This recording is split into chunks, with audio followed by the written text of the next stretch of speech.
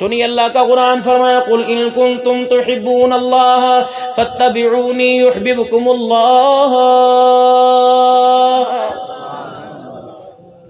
اگر چاہتے ہو اللہ کا قرب نصیب ہو جائے، اللہ کے نام کی معرفت نصیب ہو جائے، اللہ کا پیار نصیب ہو جائے، اس کی مہربانیوں کا میں مستحق بن جاؤں، اس کی مہربانیاں مجھے نصیب ہو جائے، فاتبعونی، تو سوچ میں، وچار میں، دن میں، رات میں، صبح میں، شام میں، اٹھنے میں، بیٹھنے میں، پینے میں، کھانے میں، سونے میں، جاگنے میں، معاملات میں، کاروبار میں، بچوں کے رشتے کرنے میں، اپنے معاملات میں، اپنی ازواجی زندگی میں تجھے میرا محبوب محمد مصطفیٰ دکھانا پڑے گا۔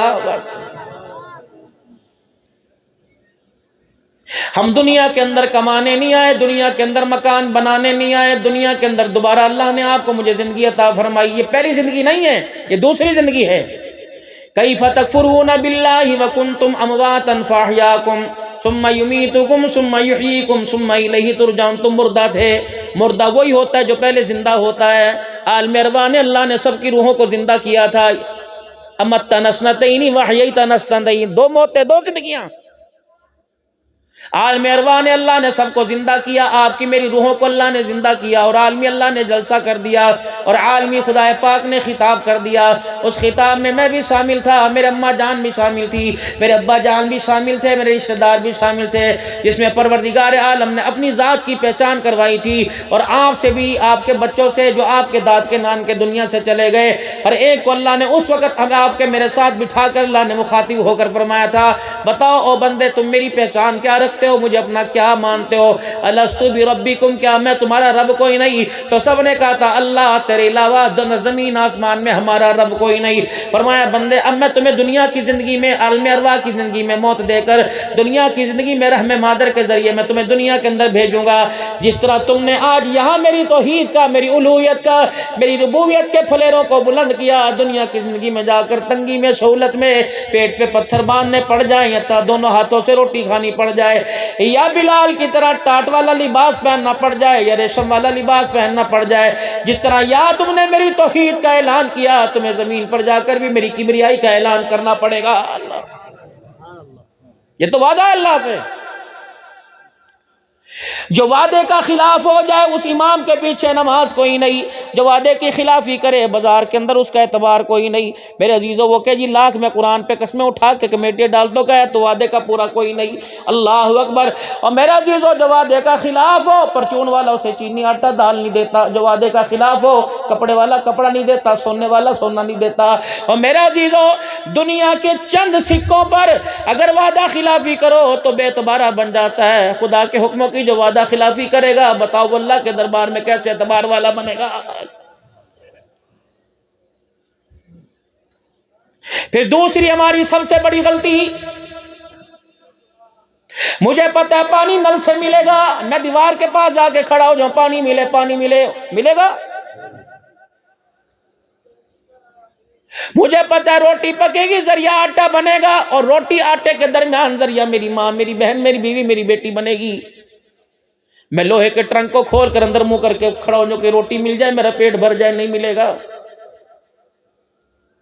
کپڑے والے کی دکان پہ جوتا لینے چلا جاؤں لوگ کہیں گے پاگل ہے، اندھا ہے۔ جوتے والی دکان پر سونا لینے چلا جاؤں لوگ کہیں گے پاگل ہے۔ پرچون والی دکان پر میرے عزیزو اللہ غنی، میں وہاں جا کر بچوں کے گارمنٹ کے کپڑے لینے چلا جاؤں، اور گارمنٹس والی دکان پر بڑوں کے کپڑے جیسے ہر چیز کے لیے ایک ٹھیا، ایک معیار ہوتا ہے، اور اس معیار اس ٹھیے تک پہنچنے کے لیے ایک راستہ ہوتا ہے، تو اللہ کی مدد حاصل کرنے کے لیے بھی ایک راستہ ہے، اللہ کے قریب جانے کے لیے بھی ایک راستہ ہے۔ فرمایا تو پیسے کے راستے سے میرے پاس آئے گا منہ کی کھائے گا، تو مال کے راستے سے میرے پاس آئے گا قدم قدم پہ ٹھوکریں کھائے گا، اگر تو دنیا کے عہدوں کے راستے سے میرے پاس آئے گا تو اللہ اگر منہ کالا کر دیا جائے گا۔ الہ العالمین بتا تیرے پاس پہنچنے کی تیرے رستہ کون سا؟ یا اللہ تیرا قرب پانے کے لیے، تیری محبت پانے کے لیے، الہ العالمین بتا تیرا ساتھ لینے کے لیے، تیری رضا لینے کے لیے مجھے کس رستے پہ آنا پڑے گا؟ اللہ فرماتے ہیں قرآن پاک کھول دوسرے پارے کا، اللہ اکبر تیسرا رکوع کھول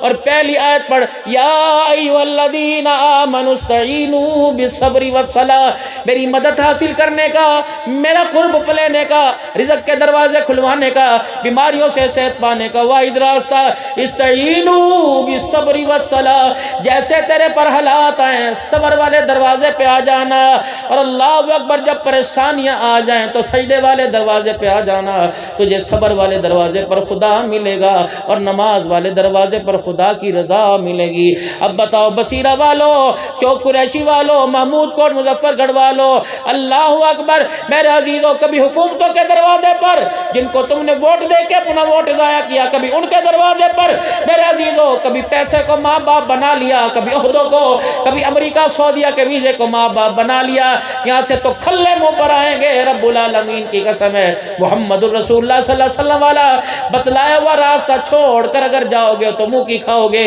اگر اس راستے کے اوپر چلنا شروع کر دو گے، خدا کی قسم اشارے کرنا تمہارا کام ہوگا، حالات کو بدل دینا خدا کا کام ہوگا۔ نعرہ تکبیر۔ بلال جی آمنہ کے لال مکے کی گلیوں میں مارے پڑ رہی تھی، امیہ کے کھلے پڑ رہے تھے، امیہ کے بھائی کے درے پڑ رہے تھے، اللہ اکبر، ابو جہل تیری گردن کے اوپر پیر رکھ کے کھڑا تھا،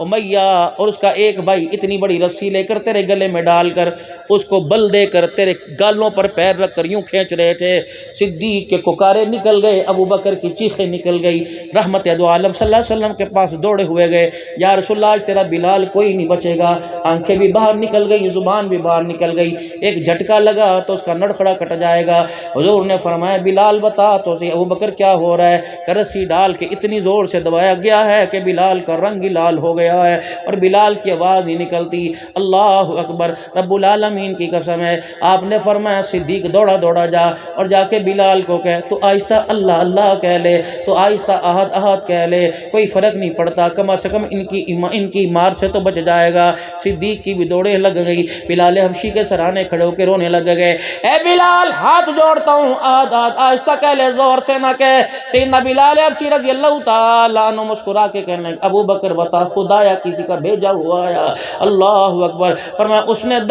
تیرے درد کا احساس کر کے بھیجا، جو جانوروں کے بلبل کے بچے چھن جانے پر بھی درد کا جس کو احساس ہوتا ہے، کہ جا حضور صلی اللہ علیہ وسلم سے کہہ دے میرے فکر کرنے کی آپ کو ضرورت کوئی نہیں۔ اللہ اکبر، کسی نے کلمہ ماں سے پڑھا، کسی نے مدرسے کے استاد سے پڑھا، کسی نے مسجد کے استاد سے پڑھا، میں نے کلمہ آمنہ کے لال سے پڑھا ہے۔ اللہ اکبر، میرا کلمہ اتنا کمزور کوئی نہیں کہ ان کتوں کی ماروں سے، ان مکے کے سرداروں کی ماروں سے دب جائے گا۔ کملی والے ابو جہل نے چیلنج کیا تھا، میں درے مار مار کے تیرا ایمان سے تجھے پھیر دوں گا، درے مار مار کے اللہ اکبر تجھے ایمان کا انکار کروا دوں گا۔ بلال نے پھٹے ہوئے لباس میں، بھوکے پیٹ میں، بلال نے بھی ابو جہل سے وعدہ کیا تھا، مار کتنا مارے گا؟ اپنی اصل کو، نقل کو، اپنی نسل کو،